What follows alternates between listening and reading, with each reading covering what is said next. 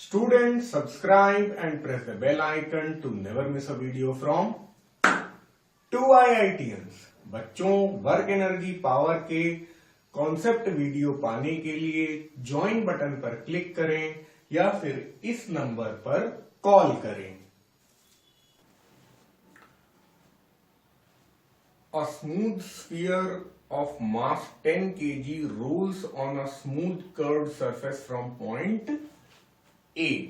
ठीक है, आपको फिगर तो दिख ही रहा होगा।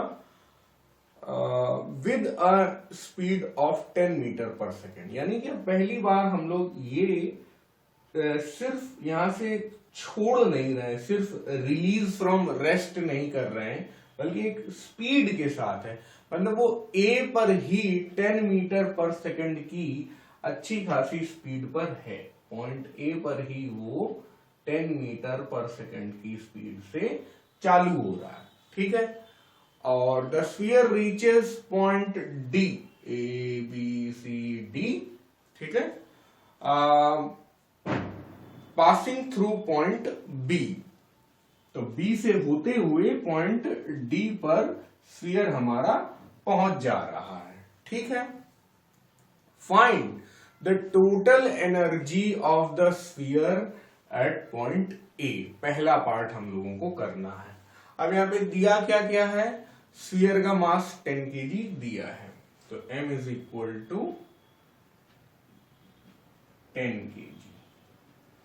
v इस पॉइंट पे दिया गया है 10 मीटर पर सेकेंड। मैं इसे va ले रहा हूं, है ना। पॉइंट a पर वेलोसिटी है va। ठीक है, और फिर ये हाइट आपको दिया हुआ है ha 20 मीटर। फिर आपको g, value of g, acceleration due to gravity दी है 10 दी है, 10 मीटर पर सेकेंड स्क्वायर। ठीक है, और ये रहा अपना पॉइंट ई। पॉइंट ई पर अभी बॉल पहुंचा नहीं है, उसकी बात फिर हम लोग करेंगे।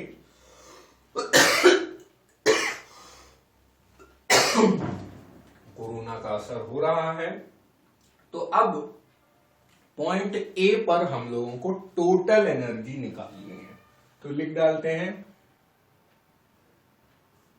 T E at point A. ठीक है, और फिर उसके बाद हम लोग आगे बढ़ते हैं और कम से कम इसका फॉर्मूला लिख लें, half M V A square plus M G H A. फिर वैल्यूज पुट कर लेते हैं। फिलहाल फोन आ गया है, अब वैल्यूज रख लेते हैं। यहां सब कुछ लिखा ही हुआ है। हाफ एम की जगह 10, वी ए फिर से 10 उसका स्क्वायर प्लस एम की जगह 10, जी की जगह 10, एच ए की जगह 20 मीटर। ठीक है भाई, तो ये हो गया 5 गुणा 100, 500 प्लस 10 धाम 100 गुणा 20, 2000, यानी कि टोटल एनर्जी एट पॉइंट ए हो गया 2500 जूल।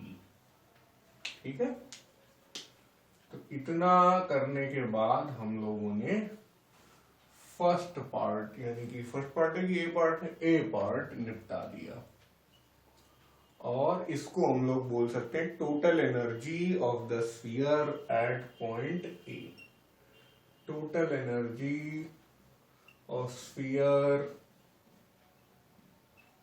एट पॉइंट ए, ये हम लोगों ने कर लिया। अब देख लेते हैं सेकंड पार्ट इतनी जगह में हो पाएगा कि नहीं। The kinetic energy of the and the potential energy at point B. तो पॉइंट बी पे यार पोटेंशियल एनर्जी तो 0 है कि नहीं भाई।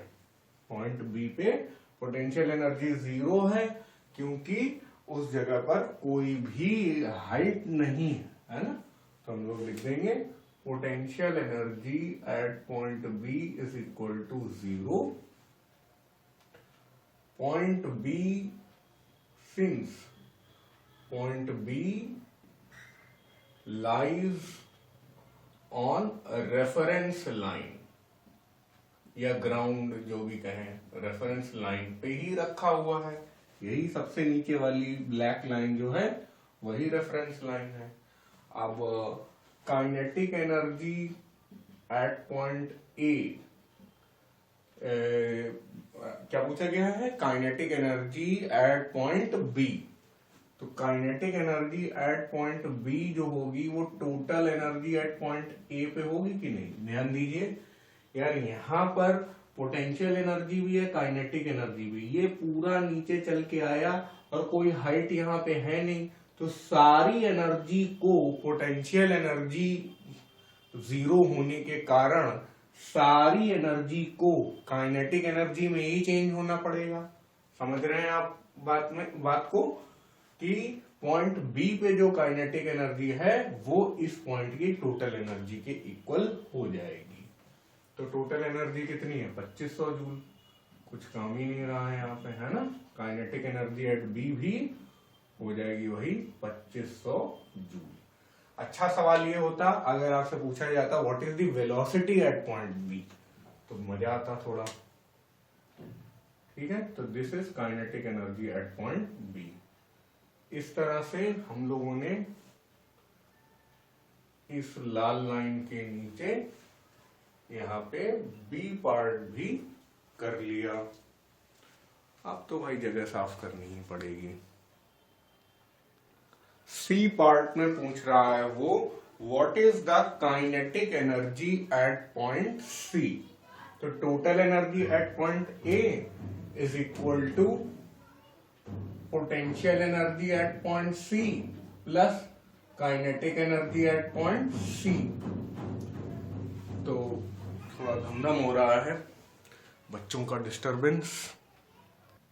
अब total energy at A is equal to potential plus kinetic energy at C. ऐसा हम लोग क्यों लिख पा रहे हैं, क्योंकि जो टोटल एनर्जी यहाँ पे होगी उतनी ही टोटल एनर्जी यहाँ पे होगी, क्योंकि सारा मामला स्मूथ है और सब कुछ स्मूथ है. तो हम लोग यहाँ पे लगा सकते हैं क्या, law of conservation of energy. Law of conservation of energy. मैं थोड़ा सा बताना भूल गया था, इसके पिछले वाले पार्ट में भी हम लोगों ने यही किया था. जब हम लोग बी पर काइनेटिक एनर्जी निकाले थे तब भी हम लोगों ने यही लगाया था. ठीक है, तो अब यहाँ पे कैलकुलेट क्या करना है पहले ये देख लेते हैं थोड़ा. पार्ट सी में आपको कैलकुलेट करना है द काइनेटिक एनर्जी एट सी. ठीक है, तो ये रहा टोटल एनर्जी. तो हम लोग निकाल चुके हैं. फर्स्ट पार्ट में हम लोगों ने कितनी निकाली थी, 2500 जूल, है ना. और पोटेंशियल एनर्जी एट सी तो कुछ ना कुछ होगी, है ना. तो हम लोग एच सी लिख लेते हैं, वो है 10 metre. M G H C. और काइनेटिक एनर्जी एट सी निकालनी है तो इसका फॉर्मूला लिखने की कोई आवश्यकता नहीं है आपको. ये 2500 हो गया, एम हो गया 10, ये हो गया 10, ये हो गया फिर से 10. काइनेटिक एनर्जी एट सी बड़े आराम से ये 1000 हो गया, 2500 में से 1000 गया 1500. काइनेटिक एनर्जी एट सी हो गई 1500 जूल, है ना. ये ना आंसर भाई, हाँ यही. ठीक है, और लिख लो चाहो तो काइनेटिक एनर्जी एट सी. फिर उसके बाद आपसे पूछा गया है काइनेटिक एनर्जी एट डी. तो यहां पे भी यार बिल्कुल वही यही काम करना है. जल्दी से कर देता हूं. Total energy at A is equal to potential energy at D plus kinetic energy at D. यही करना है ना, काइनेटिक एनर्जी एट डी निकालना है, तो यानी इसी को कैलकुलेट करना है। फिर से यहाँ पे 2500 कर दो। इस बार भी मास 10 है, जी 10 है। इस बार हाइट एट डी लेना है, तो जो यहाँ पे हाइट है वही हाइट एट डी है, 3 मीटर ही मानना होगा। यहाँ पे सेम काम कर रहे हैं हम लोग, काइनेटिक एनर्जी एट डी। तो ये हो गया 2500 plus 10 Dham 100 into 300, 100 into 300। This is kinetic energy at D, वो आ गया 2200 जूल, है ना। तो काफी क्लियर है। KEC था kinetic energy at C, KED हो गया काइनेटिक एनर्जी एट डी। ठीक है, अब लास्ट पार्ट है, ये था पार्ट सी और ये था पार्ट डी। ये सी ये डी मैच हो गया। चलो बढ़िया है, सब कुछ बढ़िया कर रहे हैं हम लोग। लास्ट पार्ट में पूछ रहा है will the sphere go beyond point D. तो हम लोग ये बोलेंगे यार, क्योंकि भाई पॉइंट डी पे उसमें काइनेटिक एनर्जी है, तो उसको रोकने वाला तो कोई है नहीं, तो वो चलता ही रहेगा। The sphere has, since the sphere has, D थोड़ा उल्टा हुआ लग रहा,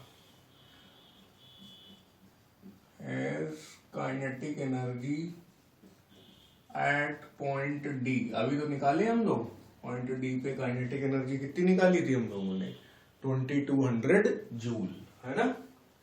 देयरफॉर यस,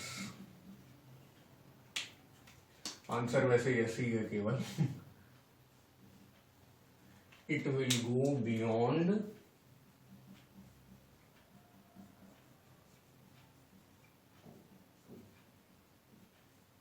पॉइंट डी।